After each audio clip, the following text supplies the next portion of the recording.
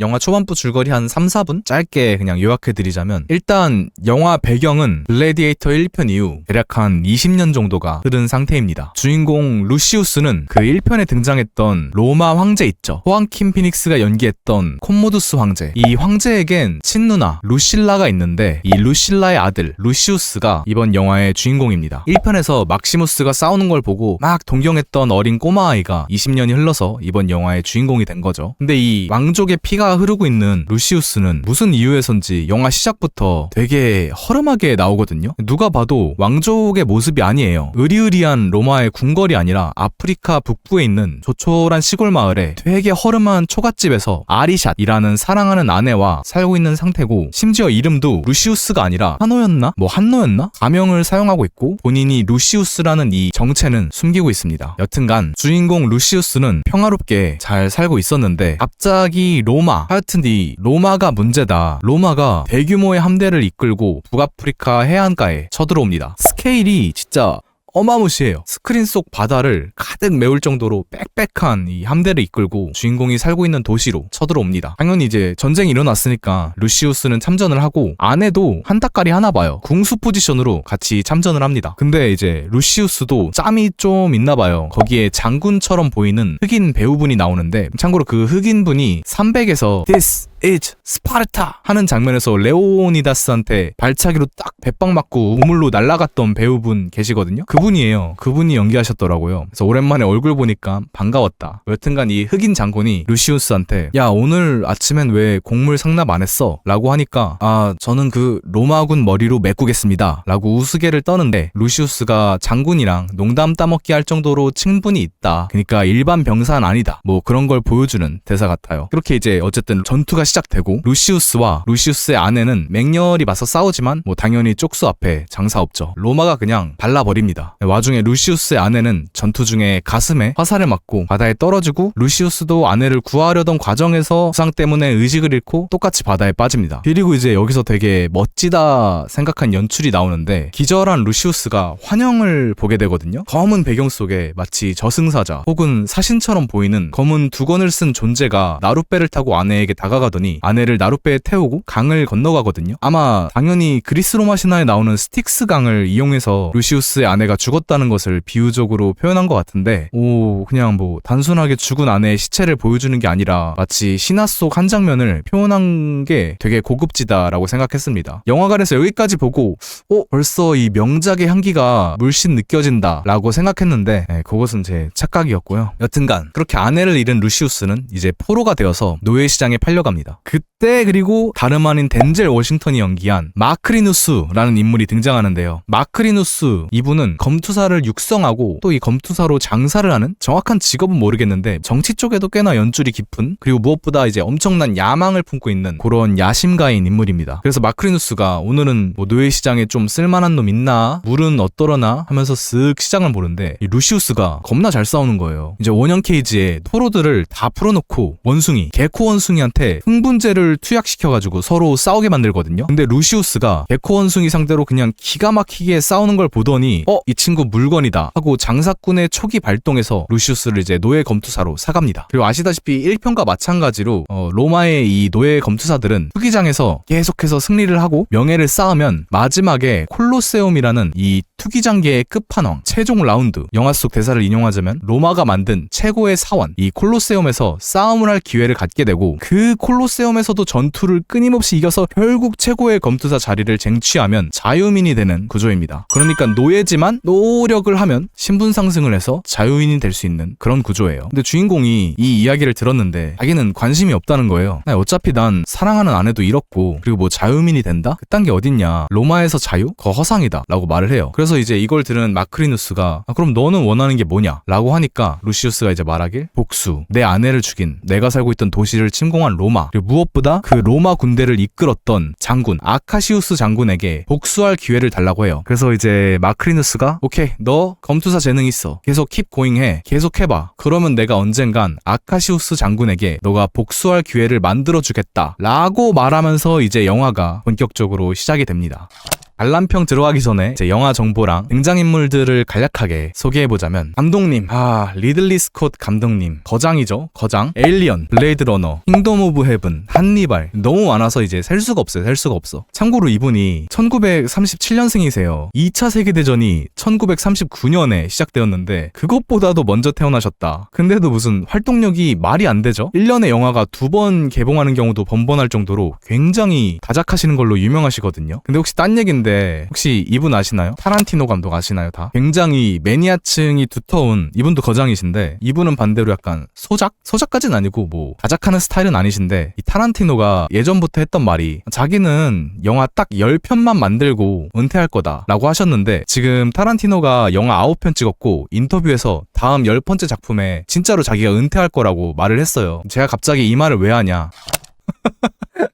입 닥치고 영화 하나 만들어. 리들리 스콧, 쿠엔틴 타란티노 은퇴 선언 일침. 최근 뉴스 기사인데, 최근에 이제 글래디에이터 2 개봉 관련해서 리들리 스콧 선생님께서 인터뷰하던 와중에 타란티노 은퇴 떡밥이 나왔었나봐요. 근데 이제 반응이, 어이씨, 어린 놈의 시기가 한참 일할 텐데 뭔 은퇴는 은퇴요? 입 닥치고 영화 하나 만들어! 라고 이제 일침을 또 하셨더라고요. 그냥 웃겨서 한번 가져와 봤습니다. 자료조사 중에. 여튼간 요지는 리들리 스콧 선생님 굉장히 다작하시는 분이고, 정말 영화를 긴 세월 동안 정말 좋은 작품들을 많이 만드신 거장이다. 최근에 너 진짜 나쁜 아이구나. 약간 왔다 갔다 한다 하는 평도 있는데, 사실 이런 감독 정말 흔치 않죠. 그리고 글래디에이터 1편도 당연히 리들리 스콧 선생님이 연출하셨습니다. 루시우스 주인공이죠. 연기하신 배우분은 폴 메스칼이라는 분인데 저는 처음 보는 배우분이었거든요. 근데 애프터선이란 영화로 제 95회 아카데미 나무주연상 후보에도 오르셨던 분이라고 하더라고요. 그리고 아카시우스 장군, 주인공의 이제 복수 대상으로 나오고 있는데요. 근데 사실 영화 초반부부터 나오지만 되게 명예롭고 선한 장군이고, 로마 황제의 명령 때문에 억지로 전쟁을 하고 있는, 전쟁에서 승리를 해도 이 전쟁의 참혹함과 희생된 청년들을 보면서 오히려 회의감을 느끼는, 이 영토 확장이라는 과시욕 때문에 전쟁을 계속해서 명령하고 있는 황제에게 염증을 느끼고 있는 인물로 묘사되고 있습니다. 그리고 배우분은 페드로 파스칼. 드라마 이제 만달로리안. 참고로 안 봄. 드라마 더 라스트 오브 어스. 참고로 이것도 안 봤어요. 그러면 제가 왜 근데 캬캬거리고 있냐? 내년에 이제 개봉할 MCU의 새로운 작품 판타스틱 4에서 이 판타스틱 4의 리더 리드 리차드를 연기하실 배우분이 이 페드로 파스칼입니다. 여튼간 기본적으로 목소리에 되게 힘이 있는 배우분이라고 이번 영화 보면서 느꼈습니다. 영화 속에서 대사가 그렇게 많지 않은데 입 열 때마다 이 사람을 주목시키는 그런 힘이 있으세요. 그리고 마크리누스, 이게 나중에 이제 관람평에서 아예 제대로 말하겠지만 덴젤 워싱턴 이분이 영화 속 연기가 진짜 그냥 약간 원맨 캐리였습니다. 장난 아니에요, 연기. 그냥 배우 이름부터 미쳤어. 어떻게 사람 이름이 덴젤 워싱턴? 어떻게 사람 이름이 덴젤? 이름부터 멋있어요. 뭐 하여튼간에 저는 영화관에서 이분 오랜만에 보는데 진짜 왜 이렇게 연기 잘하냐, 말이 안 된다. 그리고 이제 루실라, 전작에도 등장했었던 루실라, 주인공 루시우스의 어머니고요. 외모도 여전히 너무 아름다우시고, 이분이 등장해가지고 확실히 딱 글래디에이터의 속편이라는 느낌이 좀 살지 않았나. 왜냐면 1편에 등장했던 배우가 이번 영화에 등장하는 경우가 이분밖에 없었거든요. 물론 그 조연분 중에 한 분 더 계시긴 한데 이분은 분량이 너무 적어서 뭐 사실상 영화에 없는 느낌이라. 배우분은 코니 닐슨이고, 보면서 뭔가 딴 영화에서 본 것 같은데 어디지 했는데 갤가도시 연기한 그 원더우먼의 어머니 히폴리타 역할을 이분이 연기하셨더라고요. 그리고 마지막으로 로마의 황제, 한 분이 아니라 두 분이에요. 게타 황제와 카라칼라 황제입니다. 그 전작의 콤모두스 황제처럼 사실상 이번 영화의 빌런이라고 볼 수 있는데, 이 오른쪽에 카라칼라 황제는 약간 나사가 빠진 느낌, 그리고 왼쪽에 게타 황제는 상대적으로 좀 더 똑똑한 느낌입니다. 그 전작의 콤모두스 황제를 반으로 쪼개면 딱 이 둘이지 않을까 싶어요. 그만큼 콤모두스 황제 못지않게 굉장히 잔혹한 사이코패스 같다는 느낌을 받았습니다.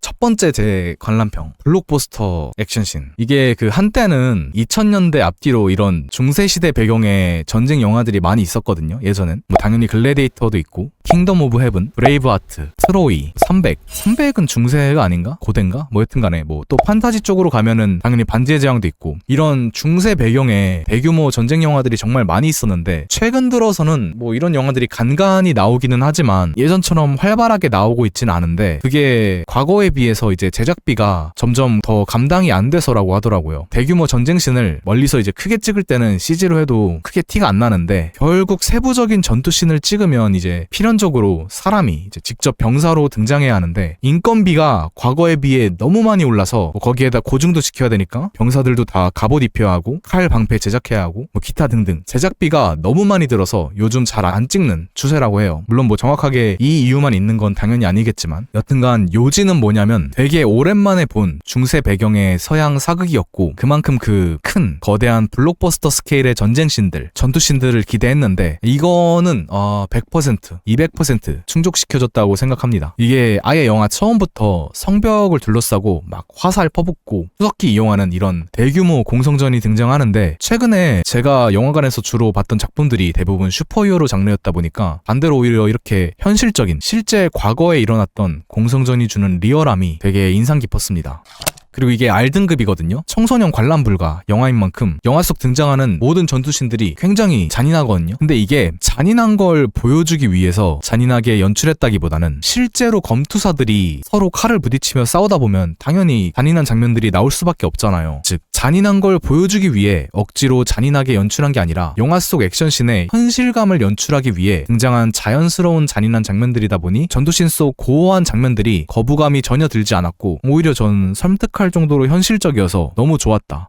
그리고 이거는 신기해서 가져와 봤는데요. 그 예고편에서부터 등장하는 영화의 명장면 중 하나인데 이게 뭐냐면 그 먼 옛날 로마인들이 이 콜로세움에 물을 가득 채워서 해상 전투를 한 거를 재현하는 장면이거든요. 근데 저는 이 장면 보고 영화관에서 저게 말이 돼? 이거 리들리 스콧 선생님 너무 오버하셨다. 감 다 떨어지셨다. 이거 김이 확 센다. 앞에서 현실적이게 잘 연출해놓고 이게 뭐야 이랬는데 이회진? 이게 왜 진짜나는 뜻? 실제로 과거 로마인들이 이 콜로세움에 물을 가득히 채워놓고 해상 전투를 진짜로 재현했었대요. 아니 이게 그니까 이 콜로세움이 이게 그 내부 그 하단부에 수로가 있고 그 수로를 통해 물을 끌어온 다음 이 원형 경기장 안에 물을 가득 받아서 이제 거기에 진짜 배를 띄워놓고 관객들과 로마 고위 측들이 이거를 관람했었다고 해요. 이 물을 채우는데 걸린 시간은 2시간에서 5시간 그리고 무려 6만 5천 리터의 물을 채워 이런 해상 전투를 즐겼다고 합니다. 말이 돼요? 그 옛날에? 그래서 영화 끝나고 이거 자료조사하면서 이 사실을 알게 되고 또 이 무식한 내가 이 리들리 스콧 선생님의 큰 식견을 몰라보고 큰 결례를 저질렀구나 싶었습니다. 만약에 영화를 다시 본다면 이 콜로세움 속 해상 전투가 진짜 완전히 다르게 보일 것 같아요. 저는 이때 약간 힘이 팍 센 채로 저게 말이 되나 이러면서 봤는데 이게 진짜로 일어났었던 일이라니 다시 생각해봐도 말이 안 돼요. 외계인이 지어준 거 아니에요? 콜로세움? 진짜 외계인이 몰래 지어준 거 아니에요? 나는 그러니까 내가 현대 문명을 누리고 있는 이 오소리가 분신술을 써서 오소리 1000만 명이 되었어. 그래도 이거 못 만들 것 같아요. 그냥 대단하다 로마. 대단하다. 그리고 이 사진은 이제 예고편에도 등장하는 후기장에 있는 개코 원숭이 사진인데요. 1편에서도 호랑이가 콜로세움에 올라와서 검투사들과 싸우는 장면이 있었던 만큼 이번에도 동물들이 되게 많이 등장하거든요. 뭐 개코 원숭이, 콧불소, 상어, 뭐 기타 등등. 이게 확실히 검투사끼리 싸우는 거, 그러니까 인간끼리 싸우는 거. 이거는 사실 우리들도 지금 볼 수 있는 거잖아요. 뭐 물론 영화처럼 목숨을 걸고 싸우지는 않지만 뭐 UFC든 복싱이든 등등 비슷하게라도 볼 수 있잖아요. 근데 인간 대 동물이 싸우는 거, 이게 이제 도파민이 미치는 거거든요. 약간 초딩 같은 질문인데 맨날 하는 꿀잼 질문이 뭐예요? 사람이랑 고릴라랑 싸우면 누가 이기나요? 뭐 은간호 100명이랑 코끼리 한 마리랑 싸우면 누가 이기나요? 오타니가 빠따 들고 싸우면 호랑이 이길 수 있나요? 이런 개초딩 질문이 원초적이긴 한데 재밌긴 하단 말이에요. 근데 이번 영화 속에서도 검투사 대 동물 장면이 나오니까 순수 도파민, 정말 원초적인 도파민이 분출되면서 재밌었다. 이게 로마인들이 확실히 맛잘알, 그러니까 도자랄이에요. 도자랄. 도파민을 잘하는 사람들이에요. 실제로 과거 콜로세움에서 인간 대 동물을 붙여봤다는 거 아니에요. 겁나 비읍시읍 같은 생각이네. 크크크. 당장 하자. 딱 이거 아니에요. 야만적이야. 비인간적이야. 근데 도파민이 줄줄 새는 건 멈출 수가 없었다. 다만 좀 아쉬웠던 건 이게 이제 영화 속 글래디에이터 1편에서 콜로세움에 있던 호랑이 장면이거든요. 근데 여기 보이는 이 호랑이가 진짜 호랑이를 촬영장에 가져다 놓고 찍은 거예요. 물론 이렇게 가짜 호랑이, 그러니까 여러 특수 기법과 효과들을 적절하게 섞어서 연출한 장면도 있어요. 그러니까 진짜 호랑이가 등장하는 장면도 있고 뭐 CG나 특수 기법, 특수 효과들로 연출한 장면들도 있는 거죠.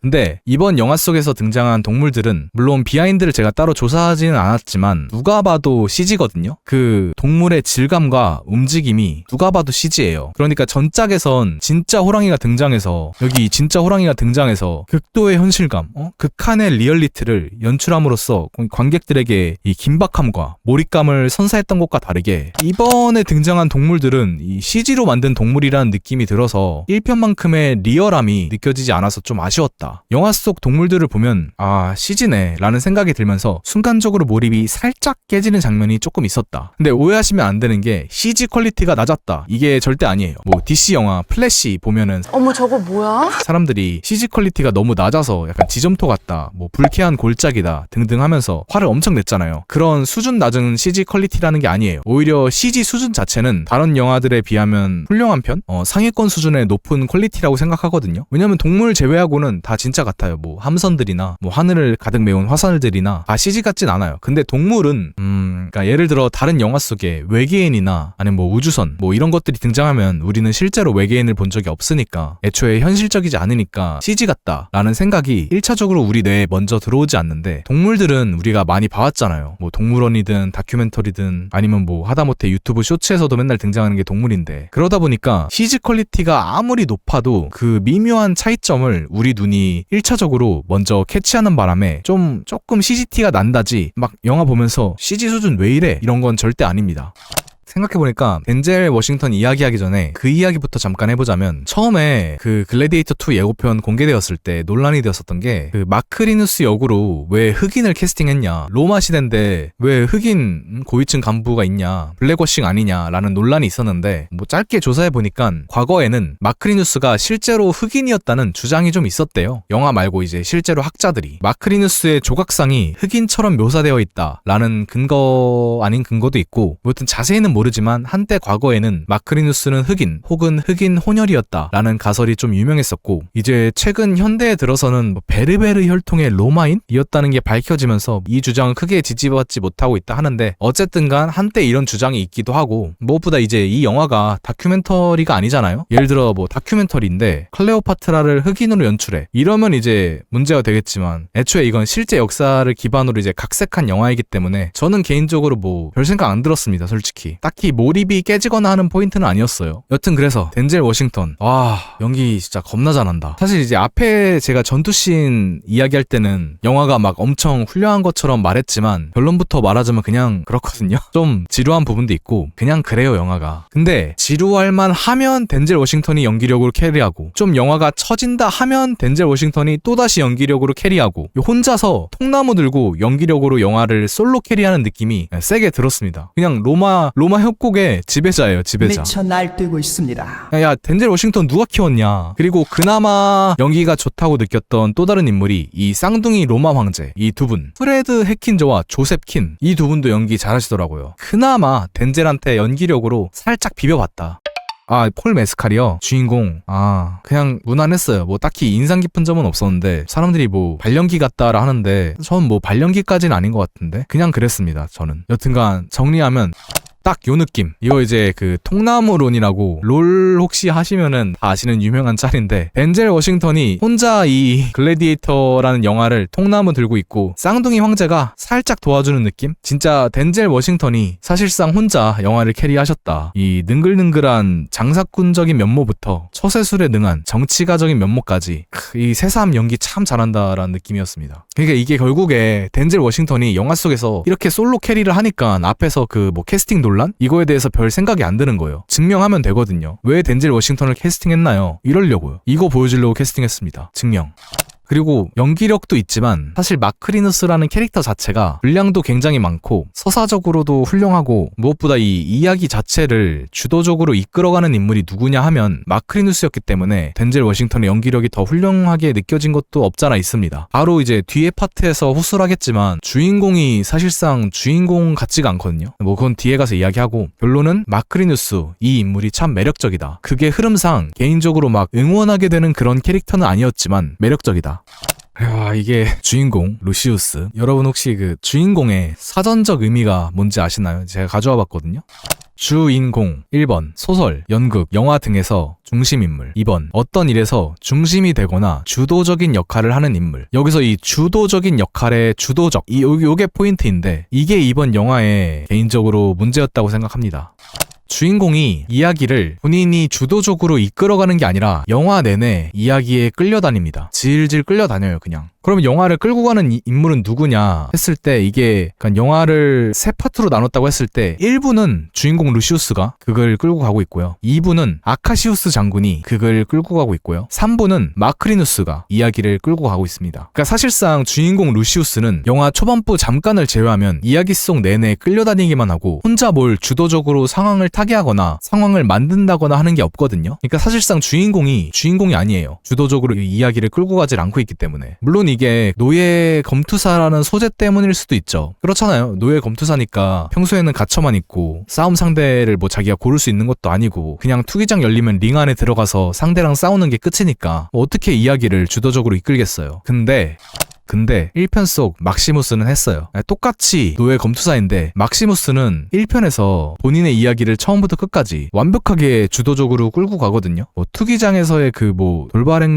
행동은 좀 나쁜 표현이니까 뭐 돌발적인 행동들, 예를 들어 뭐 투기장에 높은 자리에 앉아있는 고위층 사람들에게 칼을 딱 던짐으로써 이 관중들을 흥분시켜서 자신의 위치를 견고히 다진다거나 뭐 콜로세움에서 황제 콤모두스 앞에서 자신의 정체를 드러내면서 이야기를 예측 못한 곳으로 끌고 간다거나 이야기 속 갈등과 위기가 해결되는 방식이 이제 전부 막시무스의 행동으로 해결이 되었는데 이번 주인공은 그런 부분이 뭐 아예 없다는 건 아니지만 많이 부족하다는 인상을 받았고요.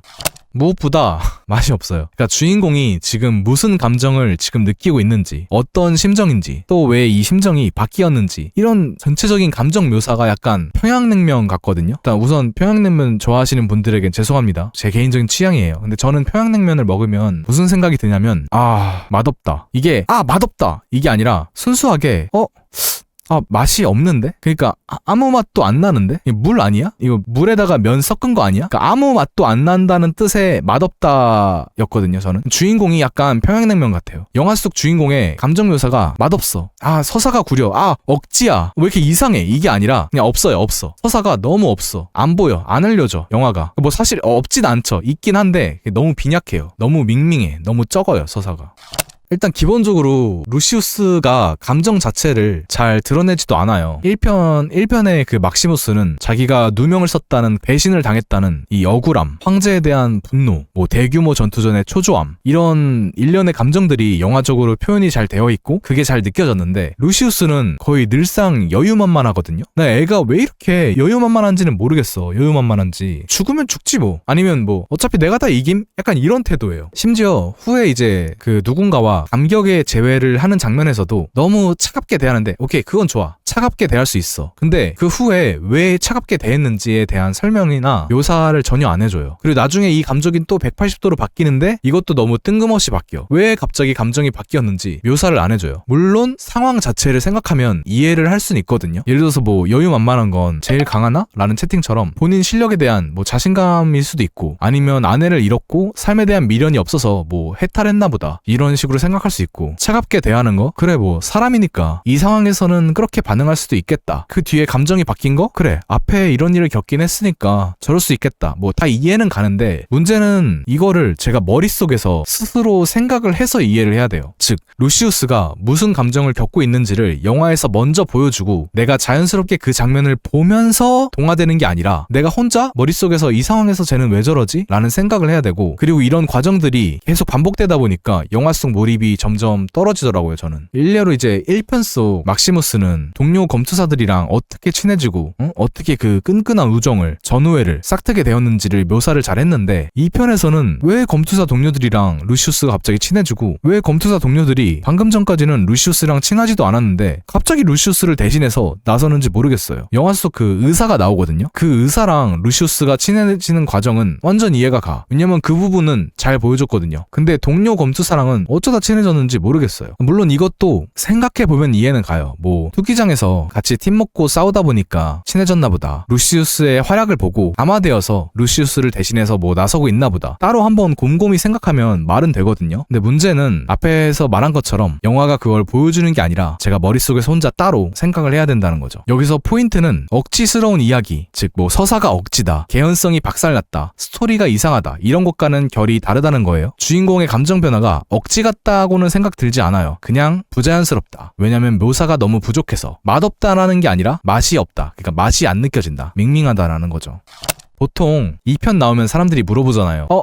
1편 보고 가야 하나요? 1편 보고 가면 재밌나요? 그럼 보통 당연히 보고 가셔야 됩니다. 아니면 안 보셔도 되긴 한데 보고 가시면 더 재밌어요 라고 하는데, 이 영화는 1편을 안 보고 가야 재밌습니다. 1편을 모르고 봐야 재밌어요. 왜냐면 제가 앞에서 방금 엄청 혹평을 했지만 기준점이 글래디에이터 1편이어서 그렇지 사실 무난무난해요. 다른 영화들이랑 비교하면 평범해요. 근데 우리는 글래디에이터 1편을 알고 있었다는 게 문제였던 것 같아요. 그러니까 1편이 너무 이 검투사와 로마를 소재로 한 영화의 정답지였다는 게 문제다. 로마 노예 검투사를 소재로 한 영화의 완벽한 이 정답지, 바꿔 말해 완벽한 엔딩으로 후속작이 나올 수 없는 구조로 딱 완벽하게 엔딩을 냈는데 여기서 억지로 후속작을 낸 게 문제였던 것 같다. 제일 충격적이었던 게 뭐냐면, 제가 오랜만에 이런 중세 배경의 전쟁, 뭐 전투 영화를 봤잖아요. 근데 이런 영화의 핵심은 뽕이 차야 하거든요. 이 웅장함, 이 가슴이 웅장해지는 부분이 있어야 돼요. 뭐 액션의 스케일이 크다 그런 게 아니라 뭐 주인공이 전투 전에 연설을 하거나 전투 후에 마지막에 뭐 내뱉는 대사 속에서 웅장함, 영웅의 뽕이 차야 되는데 뽕이 안 차요. 영화 속 언제가 제일 뽕이 차느냐면 전작 오마주가 나올 때, 이때 뽕이 차요. 글래디에이터 1에서 막시무스가 전투 전에 하는 행동이 있거든요. 이 땅에 있는 흙을 손으로 쓸어 담아서 손에 이렇게 쓱 묻혀요. 일종의 뭐 의식 같은 거죠. 칼 잡을 때 안 미끄럽게 하려는 뭐 의도가 숨어 있을 수도 있고, 여튼 이제 작품 속에서 이 사진처럼 루시우스가 이거를 그대로 따라하거든요. 요때 뽕이 찹니다. 그리고 영화 속에서 대사를 통해서 막시무스가 종종 언급되는데 그때 또 뽕이 찹니다. 영화 속에서 1편 OST 부금이 중간중간 나오거든요. 그때 또 뽕이 찹니다. 이거 말고는 웅장함을 느끼지 못했습니다. 많이 아쉬워요. 예. 그래서 진짜로 차라리 1편을 모른 채로 이번 영화를 보고